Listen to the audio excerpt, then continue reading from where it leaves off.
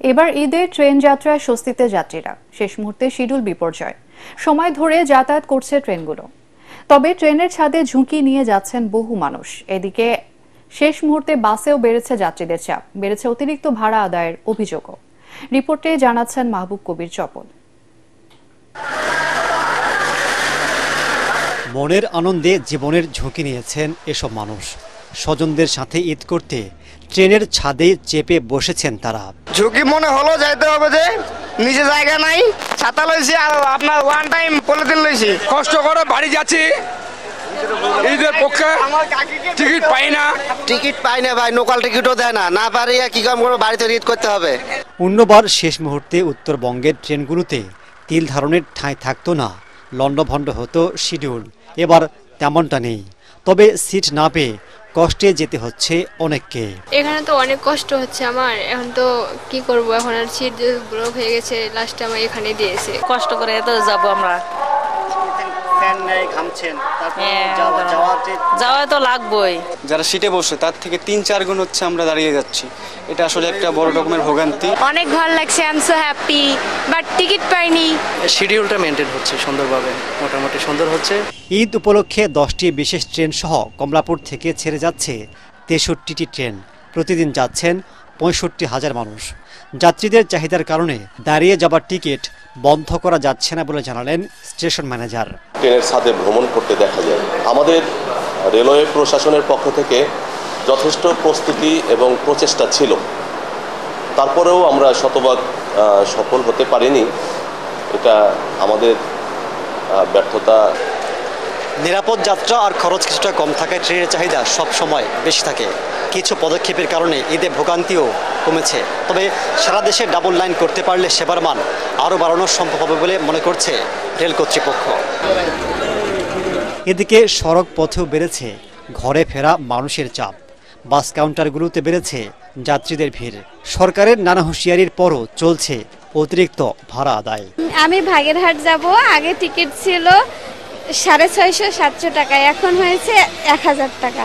ফ্যাসিবাদ চেঞ্জ হয়েছে, government change হয়েছে, কিন্তু মানুষের দুর্ভোগ যেটা আসলে এটা চেঞ্জ হয় না। যেখানে সাধারণত আমরা যাই 400 টাকায়, 450 টাকায়, সেখানে 800 টাকা ভাড়া চাচ্ছে। আর ওখানে একটা সামান্য বিচ্যুতি পাইছি যে কতজন 815 টাকা বেশি করছে, তো আমরা ওদেরকে বলছি যে ওরা 100 টাকা করে ফেরত দিয়ে দিয়েছে। যানবাহনের চাপ আর বৃষ্টির কারণে মহাসড়কেও কিছুটা যানজট সৃষ্টি হয়েছে।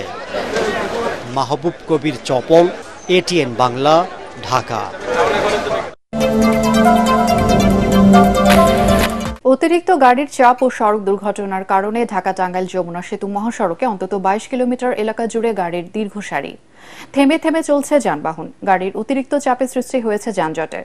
ভোর থেকে মহাসড়কে টাঙ্গাইলের অংশে আশেরপুর বাইপাস থেকে যমুনা সেতু পর্যন্ত যানজটের সৃষ্টি হয়। এতে চরম দুর্ভোগে পড়েছে ঘরমুখো মানুষ। এদিকে মহাসড়কে যানজটের কারণে সকাল থেকে যমুনা সেতু দিয়ে শুধুমাত্র উত্তরবঙ্গগামী যানবাহন পারাপার করা হচ্ছে। যানজট নিরসনে কাজ করছে পুলিশ। সেতুই পার হয়ে পারিনি, রাস্তায় তো কোনো পুলিশ প্রশাসন কিছুই দেখলাম না। এই যে গাড়ি আলিয়া ভাবে গাড়ি, কোন জায়গায় পুলিশ প্রশাসন নাই, সেনাবাহিনীও নেই। আমি সারা রাস্তা আসছি, সারা দিনে জ্যাম, সারা রাতে জ্যাম, কোনো জায়গায় পুলিশ নাই, কোনো জায়গায় সেনাবাহিনী নাই, প্রশাসনের কোনো লোকে নাই, গাড়ির কোনো নিয়ম শৃঙ্খলা নাই, যে যেভাবে পাচ্ছে ওইভাবে ঢুকিয়ে দিচ্ছে। রাত 12টার থেকে এ বন্ধ, খাওয়া দাওয়া করি নেই, কিছু না। আমি আমার গন্তব্য হলো বগুড়া, কিন্তু এখনো জানার জন্য ক্লিয়ার হতে পারছি না। ওয়ালটন আবারও মিলিয়নিয়ার অফারে ওয়ালটন ফ্রিজ কিনে আপনিও হয়ে যেতে পারেন মিলিয়নিয়ার। গাজীপুরে ঢাকা ময়মনসিংহ ও ঢাকা টাঙ্গাইল মহাসড়কে ঈদে ঘরমুখো মানুষের, বিশেষ করে পোশাক কারখানা শ্রমিকদের ভিড় ও যানবাহনের চাপ বেড়েছে। একটি করে টঙ্গী থেকে চান্দানা চৌরাস্তা পর্যন্ত 12 কিলোমিটার সড়ক ধরে ধীরে ধীরে চলছে যানবাহন। বোটবাজার, ভোগড়া বাইপাস, চান্দনা চৌরাস্তা, টঙ্গী স্টেশন রোড, গাজীপুরা সহ বিভিন্ন এলাকায় হালকা যানজট লেগে আছে সকাল থেকে। অন্যদিকে ঢাকা টাঙ্গাইল মহাসড়কের কালিয়াকৈট এর চন্দ্রা 3 রাস্তার মোড় ঘিরে কয়েক কিলোমিটার জুড়ে ধীর গতিতে চলছে যানবাহন। তবে যানবাহন পরিস্থিতি স্বস্তিদায়ক রাখতে মহাসড়কের গুরুত্বপূর্ণ পয়েন্টগুলোতে রয়েছে অতিরিক্ত আইন শৃঙ্খলা বাহিনীর সদস্যরা। রাজধানীতে জমে উঠেছে কোরবানির পশুর হাট। দেশের নানা প্রান্ত থেকে পশু নিয়ে হাটে আসছেন বিক্রেতারা। ক্রেতা সমাগমও সন্তোষজনক বলেছেন হাট ব্যবস্থাপকরা। ক্রেতা বিক্রেতাদের জন্য রাখা হয়েছে নানা সুযোগ সুবিধা। শেষ সময় বেচাকেনা আরও জমে উঠবে বলে আশা বিক্রেতাদের। দালাল সিন্ডিকেট ও অপতৎপরতাকারীদের দৌরাত্ম্য রুখে দিতে সতর্ক রয়েছে আইনশৃঙ্খলা বাহিনী। রাজধানীর গরুরহাট ঘুরে রিপোর্ট করছেন মুশফিকুর রহমান। হাটে হঠাৎ বৃষ্টির হানা, কিছুক্ষণের জন্য থমকে যায় বেচাকেনা। বৃষ্টি কমে আবার রোদের ঝলকানি, ব্যাপারীদের হাকডাকে সরগরম হয়ে ওঠে পশুর হাট।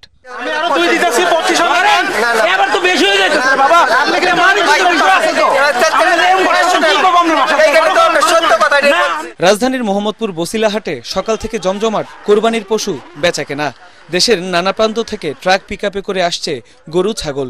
দাম নিয়ে ক্রেতা বিক্রেতাদের মিশ্র প্রতিক্রিয়া থাকলেও বেচাকেনা ভালোই এই হাটে। 10 টাকা কম আর বেশ, তার জন্য দুঃখ নেই, কিন্তু আমি গরু কিনছি বাস খুশি আলহামদুলিল্লাহ। আজকে একটু দাম চাচ্ছে গত রাতের চেয়ে। রোডে কোনো টাকা দেওয়া লাগে না, আমরা সুস্থলে আইছি ভাই, পাবনা থেকে সাতিয়ার থানা থেকে আইছি।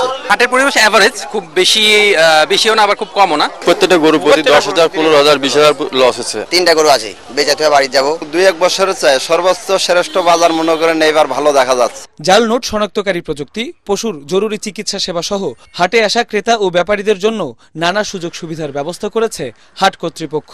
কয়েকদিনের তুলনায় গতকাল মোটামুটি বেশ বেচা বিক্রি হয়েছে, ব্যাপারীরা খুশি। রাজধানীর দিয়াবাড়ি কুরবানির পশুর হাটেও জমজমাট বেচাকেনা।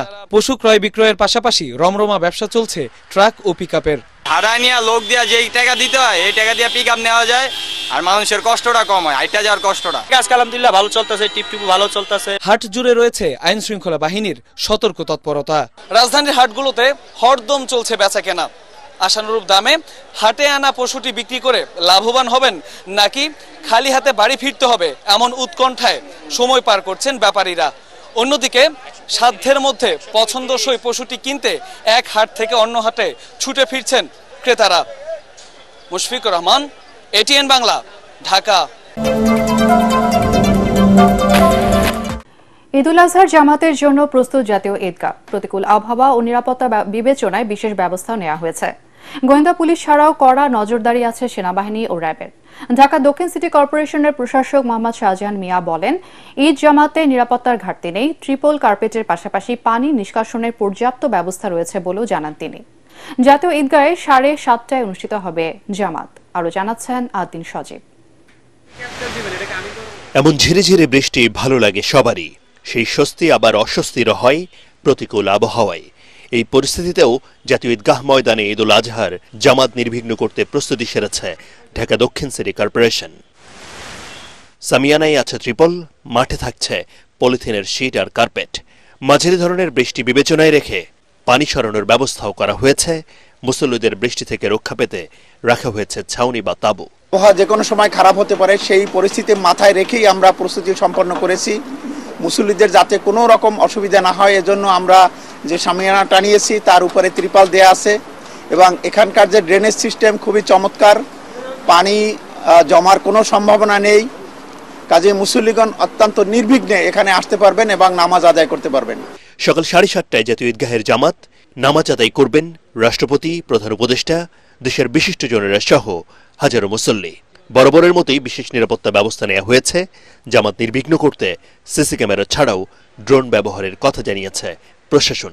আপনারা কোনো রকম এমন কোনো ডিভাইস বা এমন কোনো যন্ত্রপাতি সাথে করে আনবেন না যেটা নিরাপত্তার জন্য হুমকি স্বরূপ মনে হতে পারে। আমাদের মহামান্য রাষ্ট্রপতি, মাননীয় প্রধান উপদেষ্টা, মাননীয় প্রধান বিচারপতি, সুপ্রিম কোর্ট এবং অ্যাপিলেট ডিভিশনের সম্মানিত বিচারপতিগণ, সরকারের ক্যাবিনেট সেক্রেটারি সহ ঊর্ধ্বতন কর্মকর্তারা সকলেই এখানে নামাজ আদায় করেন। সাথে সাধারণ মুসল্লিগণ, বিশেষ করে ঢাকাবাসী যারা এখানে আসেন, সকলে যেহেতু এখানে নামাজ আদায় করেন, এজন্য তাদের সকলের স্বস্তির কথা মাথায় রেখে আমরা এখানে আমাদের এই ঈদ জামাত আয়োজন করেছি। আবহাওয়া অনুকূলে না থাকলে বাইতুল মোকাররম জাতীয় মসজিদে সকাল 8টায় ঈদ জামাত হবার কথা রয়েছে। আদিন সজীব, এটিএন বাংলা, ঢাকা। তারেক রহমানের সহধর্মিণী ডাক্তার জুবাইদা রহমান এবং তার মেয়ে জাইমা রহমানের নামে ফেসবুক অ্যাকাউন্ট খুলে তাদের বিরুদ্ধে উদ্দেশ্য প্রণোদিতভাবে অপপ্রচার চালানো হচ্ছে বলে অভিযোগ করেছে বিএনপি। নয়াপল্টন কেন্দ্রীয় কার্যালয়ের সংবাদ সম্মেলনে দলের সিনিয়র যুগ্ম মহাসচিব রুহুল কবির রিজভী এই অভিযোগ করে বলেন, জনমনে বিভ্রান্তি সৃষ্টির চেষ্টা করছে দুর্বৃত্ত চক্র। রিজভী দাবি করেন, নানাভাবে বিএনপির ভাবমূর্তি কালিমা লিপ্ত করার অপচেষ্টা ব্যর্থ হয়ে এখন জিয়া পরিবারকে টার্গেট করে নানামুখী অপতৎপরতা শুরু হয়েছে।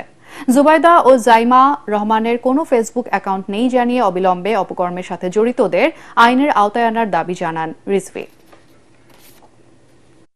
দুষ্ট চক্রের উদ্দেশ্য প্রণোদিত এসব অপপ্রচারের লক্ষ্য হচ্ছে জনমনে জিয়া পরিবারকে নিয়ে বিভ্রান্তি সৃষ্টি করা। যারা এ ধরনের জালিয়াতির কাজে যুক্ত রয়েছে তারা সুদূর প্রসারী কোনো চক্রান্তের নীল নকশা বাস্তবায়ন করছে বলে আমরা মনে করি। বিএনপির ভাবমূর্তিকে নানাভাবে কালিমালিপ্ত করতে অপচেষ্টা চালিয়ে ব্যর্থ হয়ে এখন লক্ষ্য পূরণে জিয়া পরিবারকে টার্গেট করে নানামুখী অপতৎপরতা শুরু হয়েছে।